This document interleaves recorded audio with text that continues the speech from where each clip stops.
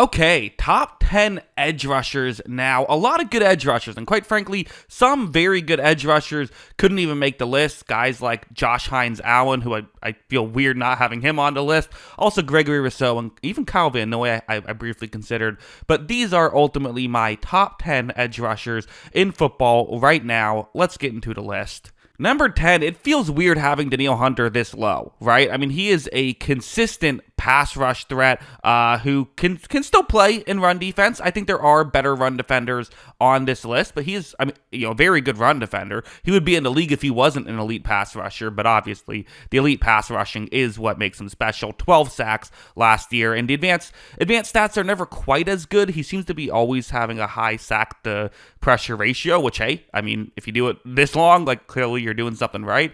But the advanced stats are still very good. So yeah, he's here at 5. Or excuse me, he's fifth in the league in sacks. He's here at tied for fifth in sacks. He's here at 10 on the list. Number 9 on the list, I'm actually going with his teammate Will Anderson Jr., who had one less sack. He is the edge rusher for the Houston Texans, who was drafted 3rd overall, one pick behind C.J. Stroud. And yeah, a player who again has a slightly higher pressure rate. So I kind of decided to lean that way, even though he does have one less sack than Danielle Hunter has. I also think that Anderson is the better run defender, but yeah, usually pretty good when if you're a team and you have two of these guys on on your team on one list, that you're probably pretty good at rushing the passer in that scenario.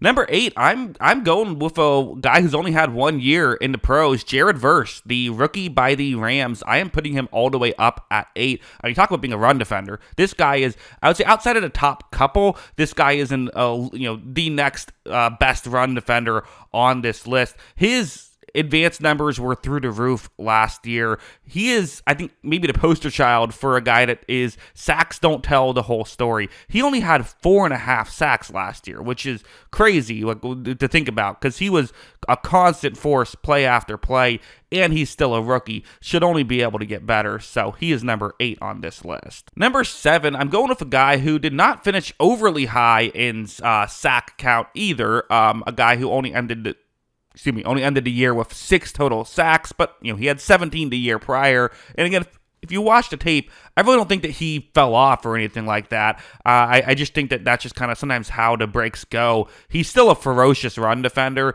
and I would still say is still a guy who wins in pass rush at a very high level. So again, I know that the lower sack count will turn some people off, and maybe some people will criticize this. But again, maybe the pass rush isn't quite as good as Verse, Anderson Jr. or Hunter. I think it's fair to say those are all better pass rushers. Mack, in my opinion, more than makes up for it with his run defense, and he's still, I think, just only a half step behind those other guys in pass rush. So that's why I'm still giving him the edge. Number 6 on this list, I'm going Micah Parsons, another guy with 12 sacks. Again, there were 3 players tied with 12 sacks. One of them was Jonathan Grenard, another guy who didn't make the list but had a great year, and then Hunter was the other one. But yeah, I mean, Parsons, elite level pass rusher. Again, for people that are purely just focused on pass rush, you could argue he should be higher, although once you see the top 5, it's really hard to find a way to get him in that top 5. In his run defense, he's the only guy who I would say is actively not great when it comes to run defense. He's kind of average at that for an edge rusher, whereas everyone else is either good or elite. He's kind of a weird player in that respect, but ultimately his pass rush is still dominant that you have to put him at least top 6 in my opinion. In my opinion, there is a gap from 6 to down below. Number 5, I'm going Trey Hendrickson. He was my pick for Defensive Player of the Year last year just because you think about the fact that, okay, listen, sacks can be misleading year in and year out. I don't just look at that. 17.5 sacks is very impressive, which is 3.5 more than the next closest guy. But especially when you factor in just the tough situation around him. He was the only guy doing all the work in the school project last year for Cincinnati's defense, right? I mean, there was not a lot of help on the defensive line, so he was getting a lot of double teams. And the underrated aspect of edge rushers is he didn't have time to get to the quarterback. Everyone thinks about, okay, if the corners have to cover for forever, they're not going to be able to cover for forever. But no one thinks about it the other way of if the corners are letting guys get open right away, the edge rushers don't have time to get to the quarterback. He still led the league in sacks, had a ridiculous pass rush win rate and things of that nature. So also not a great run defender. He's probably in the Micah Parsons tier of run defense being kind of an afterthought for him, which is why I have him lower. But still, he's such a good. It was such an impressive season. I gotta give him the bump at 5. You could argue Parsons over him. I think I get both arguments, but I'll give Hendrickson the nod just because he had a great year last year.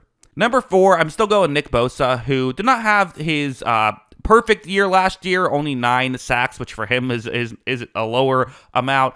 Did miss a few games though, so probably would have still been over double digit stuff. And again, we're at the stretch now where everyone is a good run defender. There's no bad run defender here. He's definitely someone who can have a real positive impact there, and he is still someone who wins at such a high level. To me, again, I think there is another tier jump in between 4 and 5, in my opinion. Number 3, I went with Aidan Hutchinson, who was, if you're a fan of PFF grades, PFF's highest graded edge rusher last year. Granted, just 280 snaps because of the injury, which just sucks, right? I mean, it would have been nice if he was able to play that whole year, but still, in 5 games, he had 7.5 sacks. I mean, this guy was well on his way to being Defensive Player of the Year had it not been for that injury, which definitely sucked. Hopefully he can come back and play strong. But yeah, the guy who was going to be Defensive Player of the Year, to me, he's top 3. Number 2, it has been for seemingly like 10 years now, there's been 2 players that have either been some combination of 1 and 2. This year, I'm going with Myles Garrett at number 2 instead of at number 1. Again, he's a great player. I'm not going to, it's often hard to really decide which one belongs where. But Garrett did have a few more sacks than TJ Watt this year. I thought TJ Watt had a bit of a better year in run defense. So again, for Garrett, another one of those guys, kind of the only guy showing up to the school project. You kind of understand him having a slightly down year. In his slightly down year, he still was second in the league in sacks. That's pretty good. But yeah, number 1, I'm still going TJ Watt, who again did not have one of those TJ Watt years. Still had 11.5 sacks. Still posted really good advanced metrics. I think that his run defense was again, if you're a PFF fan, was the best in football last year, ahead of Khalil Mack, who was second. So you put on these elite metrics. He's obviously someone who plays some coverage as well. Although, again, he's not crazy. But 33 snaps in coverage. He's a run defender and a pass rusher. And in my opinion, he is the best edge rusher in football. But there's a lot of good ones. I think you could argue Garrett over him. I know Browns fans will say Garrett's obviously the best.